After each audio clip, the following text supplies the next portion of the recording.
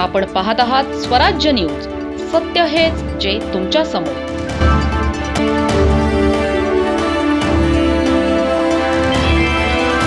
जळगाव जिल्ह्यासाठी दिलासादायक आणि आनंदाची बातमी समोर आली आहे.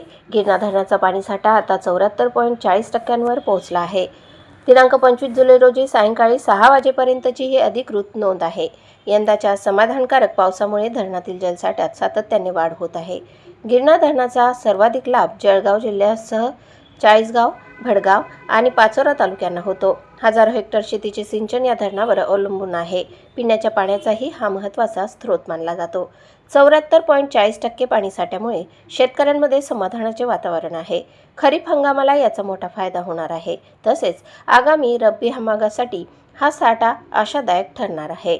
धरणातील पाणी वाढही राहिल्यास सिंचन व्यवस्थेला मोठा आधार मिळेल. त्याचा सकारात्मक परिणाम कृषी उत्पादनावर होण्याची अपेक्षा आहे. यामुळे ग्रामीण अर्थव्यवस्थेलाही बळ मिळणार आहे. पाणी टंचाईची चिंता मोठ्या प्रमाणात कमी होण्याची शक्यता व्यक्त केली जात आहे. शेतकरी आणि नागरिक आता पुढील पावसाकडेही आशेने पाहत आहेत. गिरणा धरणातील जलसाठा वाढणे ही संपूर्ण जळगाव जिल्ह्यासाठी दिलासादायक बाब ठरत आहे. पावसाचा जोर कायम राहिल्यास धरण आणखी भरून वाहण्याचीही शक्यता आहे. एकूणच गिरणा धरणातील वाढता जलसाठा जिल्ह्याच्या विकासासाठी सकारात्मक संकेत मानला जात आहे.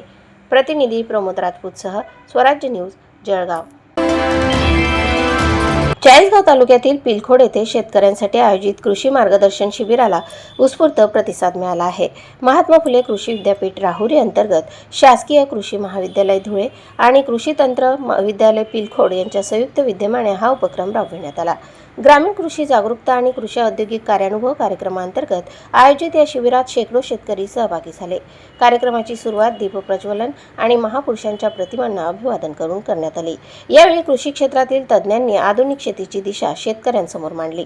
संतुलित खतांचा वापर, मृदा व्यवस्थापन आणि उत्पादन खर्च कमी करण्याचे उपाय याबाबत सविस्तर मार्गदर्शन करण्यात आले. ऊस, मका आणि कापूस पिकांच्या उत्पादन तंत्रज्ञानावर विशेष भर देण्यात आला.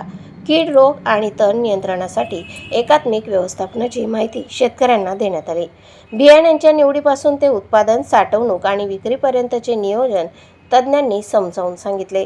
शेतकऱ्यांनीही आपल्या अडचणी आणि प्रश्न मांडत तज्ज्ञांशी थेट संवाद साधला. प्रत्येक प्रश्नाचे समाधानकारक उत्तर देत शेतकऱ्यांच्या शंकांचे निरसन करण्यात आले.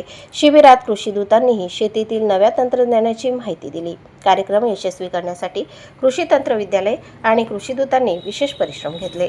शेतकरी बांधवांसाठी चहा व नाश्त्याचीही व्यवस्था यावेळी करण्यात आली होती. ज्ञान, तंत्रज्ञान आणि अनुभवाची सांगड घालणारे हे कृषी मार्गदर्शन शिबिर शेतकऱ्यांसाठी निश्चितच लाभदायी ठरले. प्रतिनिधी प्रमोद राजपूतसह स्वराज्य न्यूज, चाळीसगाव.